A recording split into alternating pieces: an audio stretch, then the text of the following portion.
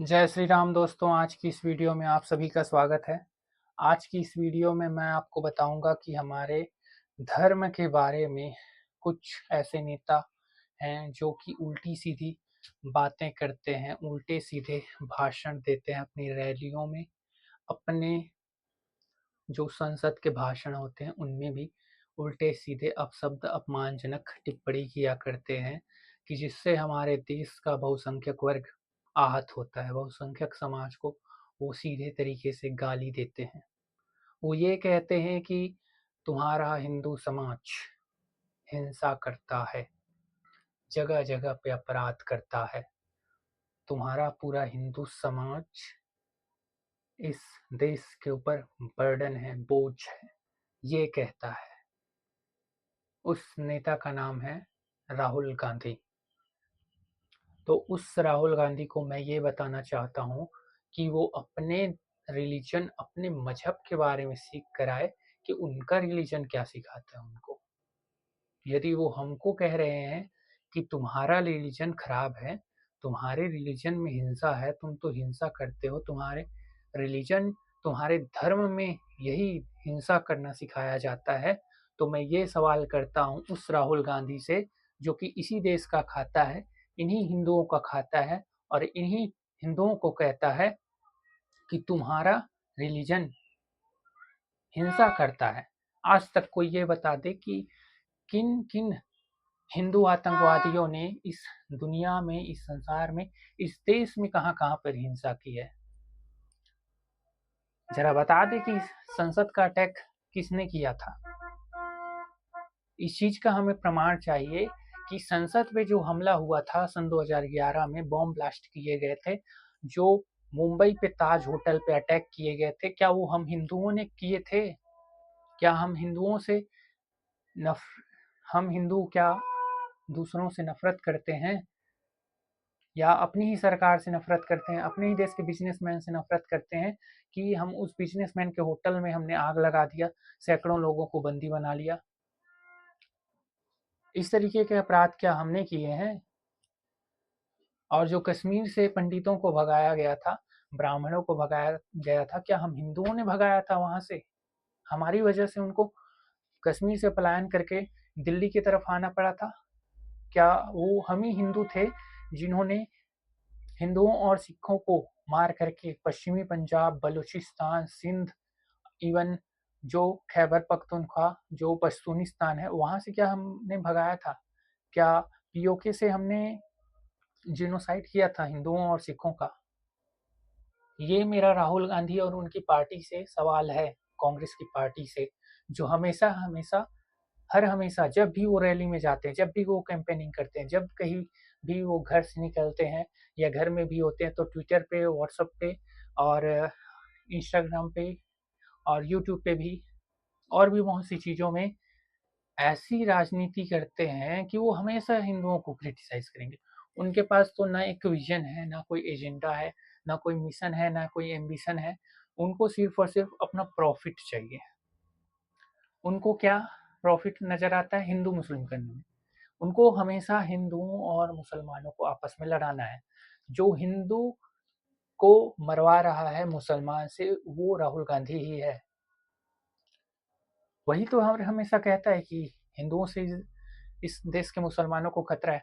अरे भैया, खतरा होता हिंदुओं से मुसलमानों को तो इस देश में 20-25 करोड़ मुसलमान होते ही कैसे? खतरा तो उनके चहेते पाकिस्तान में हिंदुओं और सिखों को था। खतरा जब 1947 में आज़ादी के टाइम पे लाखों करोड़ों हिंदुओं और सिखों का जेनोसाइड किया जा रहा था और उनके शहर, गली, मोहल्ले में सभी जगह आर्मी वाले घूम रहे थे और क्या कह रहे थे माइक और स्पीकर लगा करके कि हिंदुओं और सिखों को हिदायत दी जाती है कि वो जल्द से जल्द पाकिस्तान को छोड़ करके हिंदुस्तान में चले जाएं, नहीं तो फिर उनके ऊपर कार्रवाई की जाएगी, सीधी कार्रवाई। उनको केवल और केवल 1 हफ्ते का समय दिया जाता है। 7 दिन में अगर उन्होंने खाली नहीं किया अपने घरों को और अपने शहरों, अपने गाँव को छोड़कर वो पाकिस्तान से छोड़ करके हिंदुस्तान नहीं गए तो उनके ऊपर गोलियां चलाई जाएंगी। और हुआ भी ऐसा ही। जब हिंदू और सिख अपनी जन्मभूमि को छोड़ करके हिंदुस्तान नहीं आ रहे थे, क्योंकि उन्हें अपने जन्मभूमि में जीवन यापन करना और वहीं पे मरना मंजूर था, इस वजह से उनके ऊपर गोलियां चलाई गई और लड़कियों का सरेआम बलात्कार किया गया, हिंदू और सिख लड़कियों का। और आज के डेट में वहां पे पाकिस्तान पे एक भी हिंदू नहीं है, ना ही वहां पे सिख है। तो ये होता है अत्याचार। अत्याचार तो उन्होंने हमारे ऊपर किया। हमसे हमारा बहुत बड़ा ज़मीन छीन लिया, हमसे हमारा कश्मीर छीन लिया, हमसे हमारा पूरा का पूरा जम्मू कश्मीर छीनने की वो लोग कोशिश कर रहे हैं। और कश्मीर में उनको स्पेशल राइट्स मिलने के बावजूद भी वो लोग हमारे पंडितों को, हमारे ब्राह्मणों को मार करके भगा रहे हैं। और वो नॉर्थ इंडिया में, मिडिल इंडिया में आने को मजबूर है अपनी मातृभूमि को छोड़ करके, जन्मभूमि को छोड़ करके। तो ये राहुल गांधी का ध्यान इस तरफ नहीं जाता है क्या, कश्मीर इशू पे? वो लोग किस पर बात करेंगे? मणिपुर पे। मणिपुर में हिंसा है। कहाँ का हिंसा है? वो लोग इस बात पे बात करेंगे कि प्रयागराज में, भगदड़ में हजारों लोगों की मौत हो गई। डेटा है तो बता दें उनके पास कि कितने लोग मारे गए। अगर उनको इतना ही जानने का शौक है हमारे धर्म को, तो भगवान श्री कृष्ण अर्जुन में, सॉरी, गीता में, गीत के माध्यम से, श्लोकों के माध्यम से, अर्जुन के माध्यम से जो है सारे संसार को सीख देते हैं कि मैं ये ड्यूटीज बता रहा हूँ, ये कर्तव्य बता रहा हूँ, इनके हिसाब से चल करके आदमी संतुलित जीवन जी सकता है और अपने जीवन को पूरा जीने के बाद मोक्ष की कैसे प्राप्ति कर सकता है, या फिर जो व्यक्ति मोक्ष प्राप्त नहीं कर सकता वो मुक्ति कैसे प्राप्त कर सकता है, और जो मुक्ति प्राप्त नहीं कर सकता वो स्वर्ग कैसे प्राप्त कर सकता है, और जो स्वर्ग नहीं प्राप्त कर सकता वो कम से कम नर्क तो न जाए, कम से कम इतना तो पुण्य कर ले कि उसको अगले जन्म में मनुष्य की योनि मिल जाए, या गौ की योनि मिल जाए, या फिर वो साधु संतों के बीच में तो एक्चुअली बैठे कि उसको जीवन का मूलभूत ज्ञान हो। ये चीज सिखाया गया है। उनके रिलीजन और उनके मजहब की तरह मजा लेना नहीं सिखाया गया। और वो हिंदुओं के धर्म के ऊपर कटाक्ष करने चले हैं। हिंदुओं में विरक्ति का भाव ज्यादा है, शांति का भाव ज्यादा है, परमार्थ का भाव ज्यादा है। इस वजह से तो हमारे भगवान श्री कृष्ण कहते हैं कि 4 दिनों की प्रीत जगत में, क्या कहते हैं? 4 दिनों की प्रीत जगत में 4 दिनों के नाते हैं, पलकों के पर्दे पड़ते ही सब नाते मिट जाते हैं। 4 दिन का जगत है, चौथेपन का, 20-20 साल में माना गया है। सबसे पहले जन्म, फिर बचपन, जन्म, शिशु, बचपन, किशोर और वयस्क, फिर मध्यम वयस्क, फिर प्रौढ़, फिर अधेड़, फिर अधेड़ के बाद हल्का वृद्ध, फिर मध्यम वृद्ध, फिर पूरा वृद्ध, फिर उसके बाद मृत्यु। तो अगर 20-20 साल इनको मान लिया जाए तो 80-90 साल या 100 साल का उम्र होता है किसी आदमी का आज के डेट में। तो इन सभी उम्रों में किसी व्यक्ति को कैसे जीवन जीना है, ये चीजें हमको हमारे धर्म में सिखाया गया है।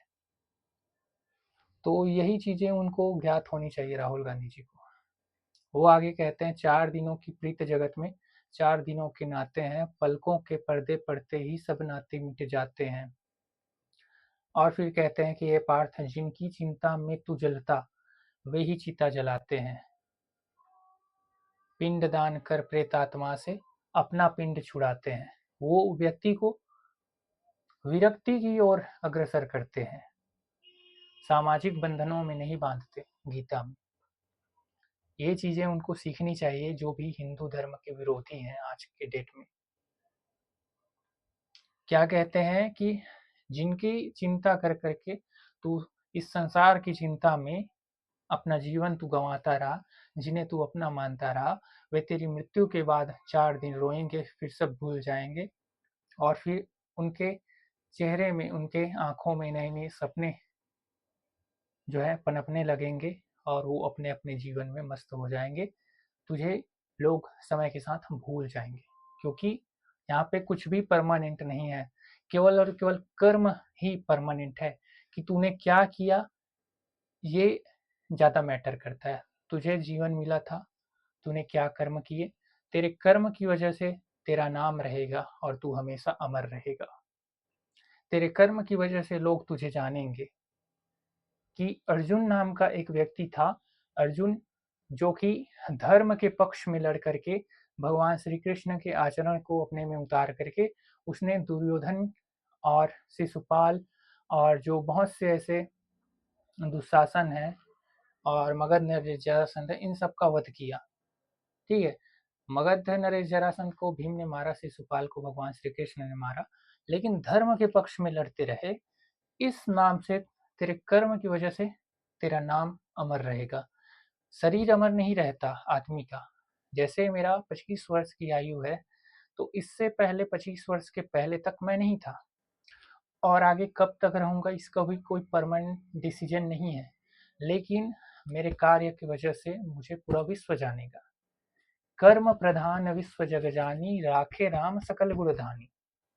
ये रामायण में लिखा हुआ दोहा है, चौपाई है कि कर्म प्रधान है। भगवान श्री राम कहते हैं कि कर्म की वजह से व्यक्ति का मान सम्मान होता है, आचरण की वजह से। कर्म प्रधान विश्व जग जानी, राखे राम सकल गुण धान। यानी कि सकल गुण के धान है, सकल गुण के निधान है, भंडार है हमारे भगवान श्री राम जी। तो भगवान श्री राम, भगवान श्री कृष्ण, इनका चरित्र बहुत ही ज़्यादा सम्माननीय है और हर किसी सनातनी को इनका आचरण से सीखना चाहिए। और जो सनातन का विरोधी है, जो हिंदुत्व का विरोधी है, वो राष्ट्र का विरोधी है। सीधे सीधी बात, कोई इधर उधर की बात नहीं। जो सनातन का विरोधी है वो पूरे देश का विरोधी है, वो पूरे के पूरे देश का गद्दार है। उसे इस देश में रहने का कोई अधिकार नहीं। खास करके राहुल गांधी, असदुद्दीन ओवैसी, केजरीवाल, फारूक अब्दुल्ला, महबूबा मुफ्ती, अखिलेश यादव, ममता बनर्जी, एम.के. स्टालिन और चंद्रबाबू नायडू, थलापति विजय, और भी 10-12 होंगे और लिस्ट बहुत लंबा है। ये लोग हमारे देश में ही रह करके राष्ट्र विरोधी काम करते हैं। इनको कड़ी से कड़ी इनके ऊपर कार्रवाई की जानी चाहिए हम सनातनियों के द्वारा, क्योंकि ये राष्ट्र सनातन है, ये संस्कृति सनातन है और हमेशा ये संस्कृति रहेगी। कितने सभ्यता आए और गए, कितने साम्राज्य बने और बिगड़ गए, लेकिन ये राष्ट्र हमेशा है और हमेशा रहेगा। आप यूरोपियंस का इतिहास देख लो, कभी रोमन अम्पायर हुआ करता था, कभी कोई दूसरा यूनान अम्पायर हुआ करता था, ग्रीस का, मकदूनिया का, लेकिन आज के डेट में नहीं है। कितने देश ऐसे थे जो पहले जिनका वर्चस्व था, आज नहीं है। कितने बनते हैं, बिगड़ते हैं। मंगोलिया कभी अपने दौर में बहुत पावरफुल हुआ करता था, आज नहीं है, आज कमजोर देशों की लिस्ट में है। लेकिन भारत वहीं का वहीं है, जैसा था पहले वैसा आज भी है और आगे भी रहेगा, और इससे भी बेहतर पोजीशन पे हमको लेके जाना है। हम सनातनियों को एक होना है, एकजुट होकर के। जो भी विरोध करे सनातनी का, वो राष्ट्र विरोधी है, उसे क्षमा नहीं किया जाएगा, हर कीमत में नहीं। उसे सजा मिलनी ही चाहिए। अगर हम लोग मर मर के जीने को मजबूर हैं, हम हिंदू लोग, हम लोग मर मर के कमा रहे हैं, फिर भी हमारी ज़रूरत की चीज़ें पूरी नहीं हो रही। 2 वक़्त की रोटी के लिए हमको दर-दर भटकना पड़ता है। देश में, दुनिया में हमको कमाने जाना पड़ता है। सऊदी अरब में मज़दूरी करने जाते हैं हमारे देश के बहुत से युवा लोग, ताकि उनके घर में जो बच्चे हैं, जो बूढ़े हैं, जो औरत है, वो चैन से 2 वक़्त की रोटी खा सकें। लेकिन उनको ये भी नसीब नहीं हो रहा। आज क्यों? क्योंकि ऐसे राष्ट्र विरोधी तत्व हैं जो हमारे देश को कमज़ोर करने का कार्य कर रहे हैं, जो हमारे देश की अर्थव्यवस्था को कमज़ोर कर रहे हैं। ऐसे लोगों को राजनीति में तो क्या, इस देश में ही नहीं होना चाहिए। और इनको हटाएगा कौन? हमारे देश की 125 करोड़ हिंदू युवा, हिंदू जनता। हिंदू युवाओं को इसलिए मैं कह रहा हूँ क्योंकि युवा ही किसी देश की अर्थव्यवस्था और राजनीति और इस देश की सेना, हर एक चीज़ में युवा ही किसी देश को चलाते हैं। क्यों? क्योंकि बच्चे होते हैं छोटे, वो लोग स्कूलों में पढ़ रहे होते हैं और वृद्ध हो चुके हैं, वो लोग तो जीवन के अंतिम दौर में हैं। और हमारी जो है भारत माता आ चुकी है हमारे देश का सम्मान बढ़ाने के लिए, तो हमको फिर से हिंदू राष्ट्र बनाना है। तो इसी के साथ जय श्री राम कहते हैं, हर हर महादेव कहते हैं और अगले वीडियो में मिलते हैं। तब तक के लिए धन्यवाद।